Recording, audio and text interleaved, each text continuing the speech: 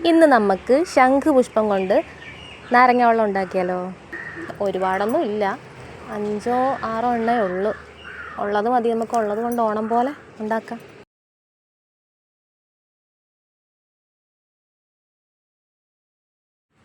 നന്നായിട്ട് കഴുകിയെടുത്ത ശംഖുപുഷ്പം ഞാൻ 2 കപ്പ് വെള്ളം വെച്ച് ഒന്ന് നന്നായിട്ട് തിളപ്പിച്ച് വറ്റിച്ചാൽ അതിൻ്റെ കളറ് നമുക്ക് എടുക്കാവേ.